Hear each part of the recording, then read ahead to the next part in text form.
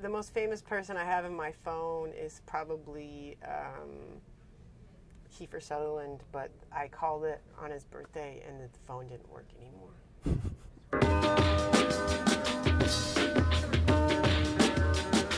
You were in one of my favorite films, PunchDrunk Love. Oh, thank you. Yeah. How was working on that? That's a great one. A lot of people don't know about that. You must be a very special person to know that. That was fantastic. It's a Paul Thomas Anderson movie, and I knew him from LA, and he put me in his movie, and quite an amazing person to be around. And, you know, I love Adam Sandler in that film. Were you disappointed he didn't have any creative control over the film? Adam? Yeah. I thought that people were going to be blown away by how good he was in the film, because he plays that incredibly anxious guy with, you know, kind of a lot of issues. And I thought that his performance had a lot of depth to it, and that people were going to, you know, love it when they saw it. But really, the general public didn't want to see Adam doing that, it seems. Smashing windows. Yeah. Also, you were on Gilmore Girls. Yes. Did you have fun doing that? Yes, Amy Sherman Palladino.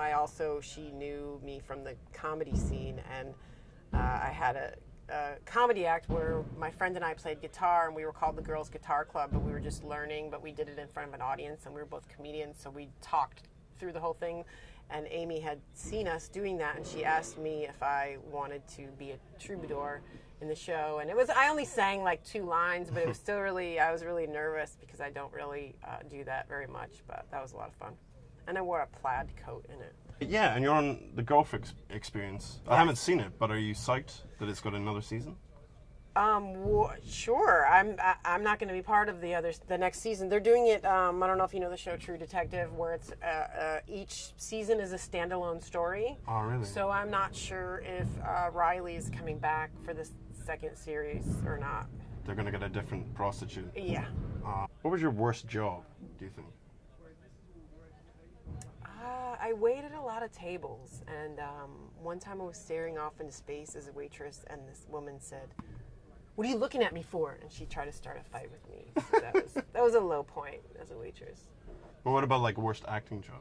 You don't want to trash anyone? Oh, my worst acting job. I thought you meant worst job ever. I was in a pilot called Shasta McNasty, where I played the roommate to these guys, and this was years ago. And the creator thought I was really funny, but then I got fired from the pilot, and they replaced me with they made the woman roommate walk around in her underwear. So I didn't really fit in that role. I got booted. Gail the snail. Yes. Is that like the big thing outside of 24? People ask you. Oh, yeah, it is. And strangely enough, I did 1 episode. Well, I did 2 episodes as Gail the snail. So it's amazing that people know me from that. You know, it's pretty big. I love Gail the snail. She's so gross.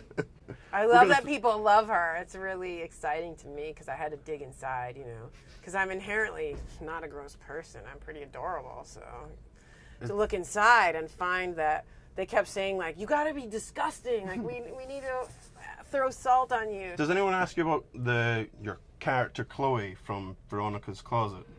No. Never. Nobody. Never. Barely.